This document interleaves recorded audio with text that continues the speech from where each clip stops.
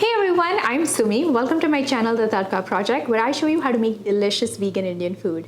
Today's a special video because my mom's in town and she's going to show us how to make a super traditional and festive South Indian recipe, which is called Kozhukattais. It's kind of a tongue twister, but they're essentially steamed and spiced rice dumplings. So let's get cooking.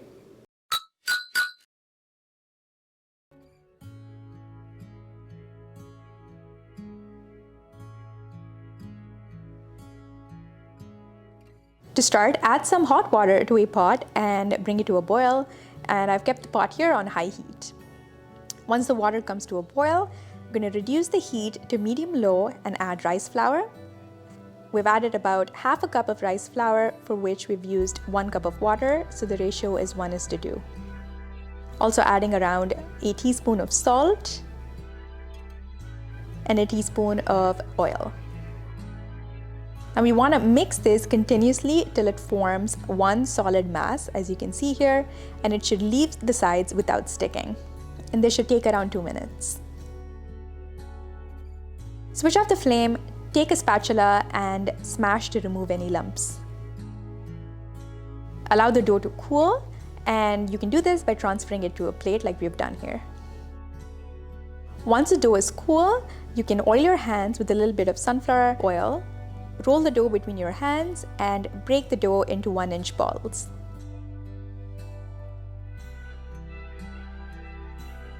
Now we're going to steam these tiny rice dumplings on high heat. You can use any steamer or you can use a DIY steamer like we have done here.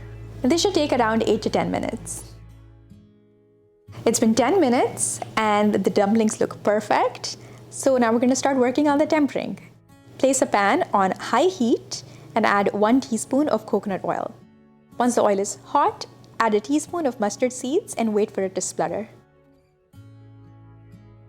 Now that the mustard seeds are spluttering, we're going to add a teaspoon of urad dal or white lentils, 1 dried red chili broken into 2 to release its flavor, 6 to 8 curry leaves. Be careful at this step because it will jump at you. Once the curry leaves look toasty, reduce the heat to low. Add a 1/4 teaspoon of turmeric, 1/2 teaspoon of paprika or Kashmiri chili powder. Now we're going to add the steamed dumplings that we just made. Mix all of this really well till it's evenly coated in the spices.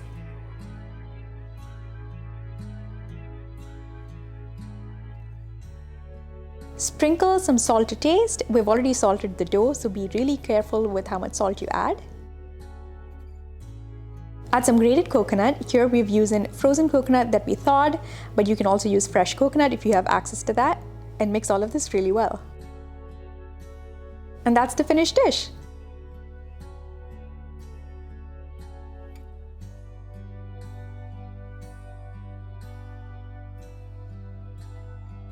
We're going to follow the same steps like we did initially.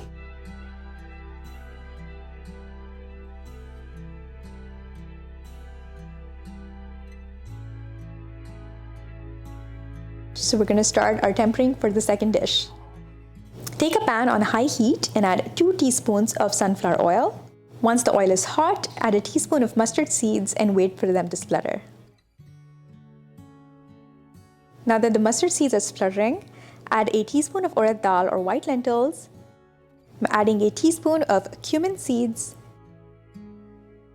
1 dried Kashmiri red chili broken into 2, 6 to 8 curry leaves, and toast this for around a minute till the cumin and chilies look toasty.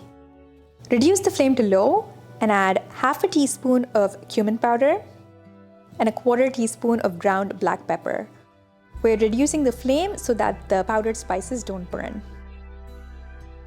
To this, we're going to add our steamed dumplings. Give all of this a really nice mix. Cook this for around 2 minutes. And once again, sprinkle some salt because the dough is already heavily salted. And it's ready to serve.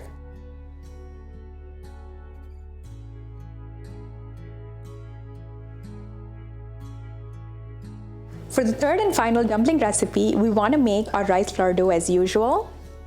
Once that's done, we're going to make a tempering of sesame oil. To make the tempering, take a pan on high heat and add some sesame oil. Once the oil is hot, add mustard seeds, and as usual, wait for it to splutter. Now add a teaspoon of urad dal or white lentils and cook until golden brown. Add 1 dried red chili and 8 to 10 curry leaves and cook until toasty. The chilies and curry leaves look super toasty, so we're going to lower the heat.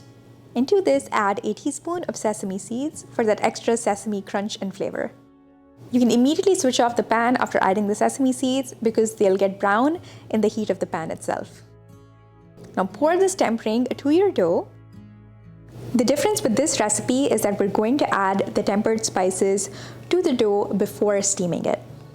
If you have access to this, you can add a teaspoon of the South Indian chili and sesame seasoning called Gunpowder, or if you don't, you can just add a teaspoon of paprika. Transfer all of this to a plate and allow the tempering to cool. And mix and mash all of this together till the tempering coats the dough evenly and a smooth dough is formed. Now it's time to steam these dumplings. Grease your plate or steamer or whatever it is that you're using. Squeeze the dough into oval-shaped dumplings like we're doing here. And steam it on high heat for around 10 minutes.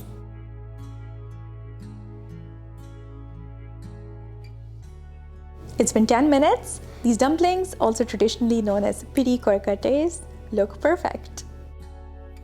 And that's the finished recipe. So like I said, this is a very festive recipe. It's made during Varalakshmi, which is the prayer to the goddess of wealth. And it's also made on Ganesh Chaturthi, which is the birthday of Lord Ganesh or the elephant god. But all these are just reasons to cook and eat a lot of food. For more vegan Indian dishes like this, please like and subscribe because I come out with new videos every Sunday.